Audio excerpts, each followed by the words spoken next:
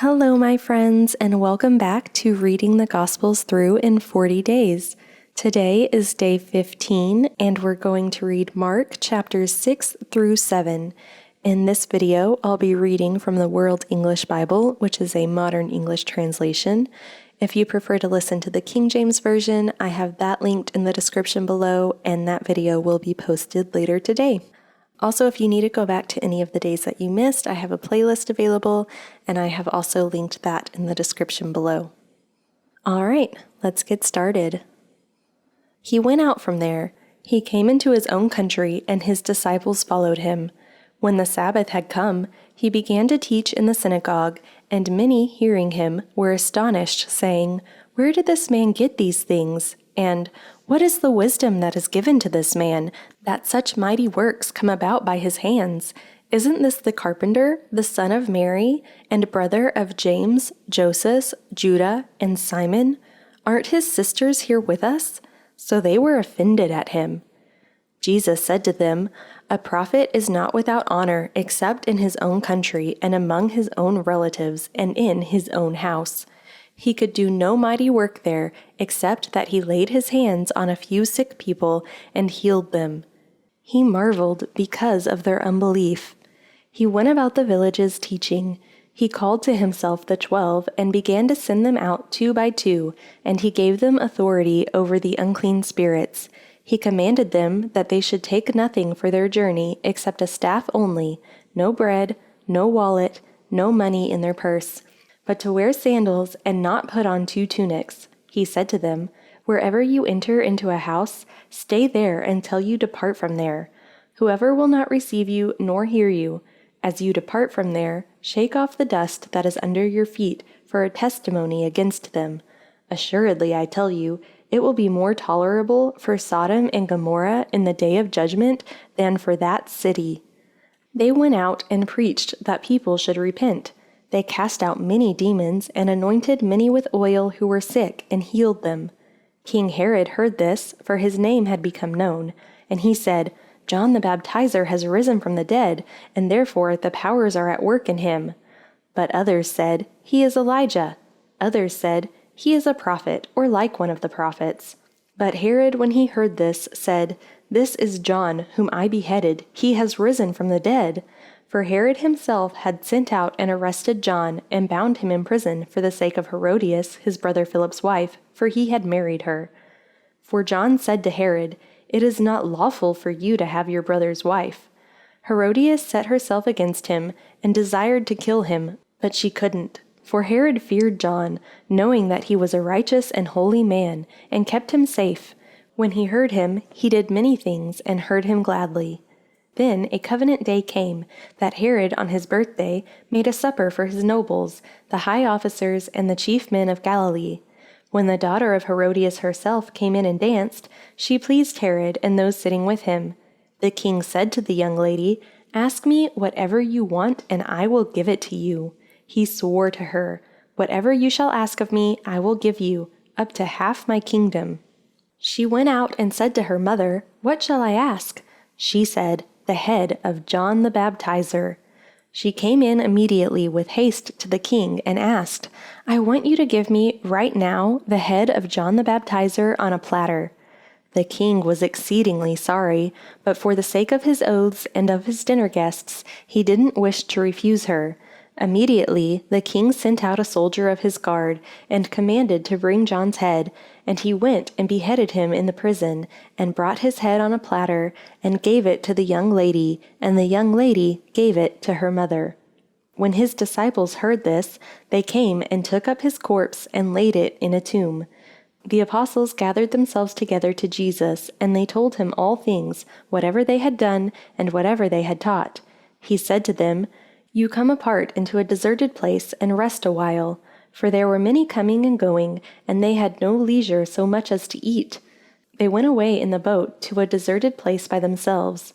They saw them going, and many recognized him, and ran there on foot from all cities. They arrived before them and came together to him. Jesus came out, saw a great multitude, and he had compassion on them, because they were like sheep without a shepherd, and he began to teach them many things. When it was late in the day, his disciples came to him and said, "This place is deserted, and it is late in the day. Send them away, that they may go into the surrounding country and villages and buy themselves bread, for they have nothing to eat." But he answered them, "You give them something to eat." They asked him, "Shall we go and buy 200 denarii worth of bread and give them something to eat?" He said to them, "How many loaves do you have? Go see." When they knew, they said, 5 and 2 fish. He commanded them that everyone should sit down in groups on the green grass. They sat down in ranks by hundreds and fifties. He took the 5 loaves and the 2 fish, and looking up to heaven, he blessed and broke the loaves, and gave to his disciples to set before them. And he divided the 2 fish among them all. They all ate and were filled. They took up 12 baskets full of broken pieces, and also of the fish. Those who ate the loaves were 5,000 men. Immediately he made his disciples get into the boat and go ahead to the other side to Bethsaida, while he himself sent the multitude away. After he had taken leave of them, he went up the mountain to pray. When evening had come, the boat was in the middle of the sea, and he was alone on the land. Seeing them distressed in rowing, for the wind was contrary to them, about the 4th watch of the night he came to them, walking on the sea. And he would have passed by them, but they, when they saw him walking on the sea, supposed that it was a ghost, and cried out, for they all saw him and were troubled. But he immediately spoke with them, and said to them, "Cheer up, it is I, don't be afraid." He got into the boat with them, and the wind ceased, and they were very amazed among themselves, and marveled, for they hadn't understood about the loaves, but their hearts were hardened. When they had crossed over, they came to land at Gennesaret, and moored to the shore. When they had come out of the boat, immediately the people recognized him, and ran around that whole region, and began to bring those who were sick on their mats to where they heard he was. Wherever he entered, into villages, or into cities, or into the country, they laid the sick in the marketplaces, and begged him that they might just touch the fringe of his garment, and as many as touched him were made well. Then the Pharisees and some of the scribes gathered together to him, having come from Jerusalem. Now when they saw some of his disciples eating bread with defiled, that is, unwashed hands, they found fault.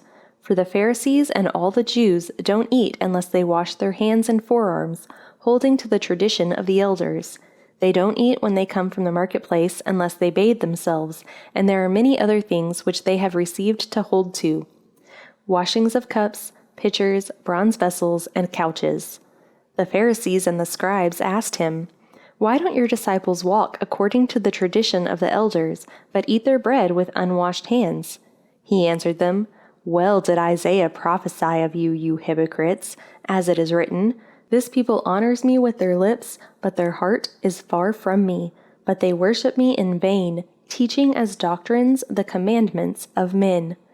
For you set aside the commandment of God and hold tightly to the tradition of men, the washing of pitchers and cups, and you do many other such things." He said to them, "Full well do you reject the commandment of God, that you may keep your tradition. For Moses said, 'Honor your father and your mother,' and 'He who speaks evil of father or mother, let him be put to death.' But you say, 'If a man tells his father or his mother, whatever profit you might have received from me is korban, that is to say, given to God, then you no longer allow him to do anything for his father or his mother, making void the word of God by your tradition which you have handed down. You do many things like this." He called all the multitude to himself and said to them, "Hear me, all of you, and understand. There is nothing from outside of the man that going into him can defile him, but the things which proceed out of the man are those that defile the man. If anyone has ears to hear, let him hear." When he had entered into a house away from the multitude, his disciples asked him about the parable. He said to them, "Are you also without understanding? Don't you perceive that whatever goes into the man from outside can't defile him? Because it doesn't go into his heart, but into his stomach, then into the latrine, making all foods clean?" He said, "That which proceeds out of the man, that defiles the man. For from within, out of the hearts of men, proceed evil thoughts, adulteries, sexual sins, murders, thefts, covetings, wickedness, deceit, lustful desires, an evil eye, blasphemy, pride, and foolishness. All these evil things come from within and defile the man. From there he arose and went away into the borders of Tyre and Sidon. He entered into a house and didn't want anyone to know it, but he couldn't escape notice. For a woman, whose little daughter had an unclean spirit, having heard of him, came and fell down at his feet. Now the woman was a Greek, a Syrophoenician by race. She begged him that he would cast the demon out of her daughter. But Jesus said to her, "Let the children be filled first, for it is not appropriate to take the children's bread and throw it to the dogs." But she answered him, "Yes, Lord, yet even the dogs under the table eat the children's crumbs." He said to her, "For this saying go your way, the demon has gone out of your daughter." She went away to her house and found the child having been laid on the bed, with the demon gone out. Again he departed from the borders of Tyre and Sidon, and came to the Sea of Galilee, through the middle of the region of Decapolis. They brought to him one who was deaf and had an impediment in his speech. They begged him to lay his hand on him. He took him aside from the multitude privately, and put his fingers into his ears, and he spat, and touched his tongue. Looking up to heaven, he sighed, and said to him, "Ephphatha," that is, "Be opened." Immediately his ears were opened, and the impediment of his tongue was released, and he spoke clearly. He commanded them that they should tell no one, but the more he commanded them, so much the more widely they proclaimed it. They were astonished beyond measure, saying, "He has done all things well. He makes even the deaf hear and the mute speak." Thank you again for joining me on this reading journey through the Gospels. I hope that you will all subscribe and hit the notification bell so that you know when new videos are posted. Also, I have merch available, and I have that linked in the description below. If you're interested, you can check that out. I really look forward to seeing you all here tomorrow for day 16. I hope you have a wonderful and blessed day.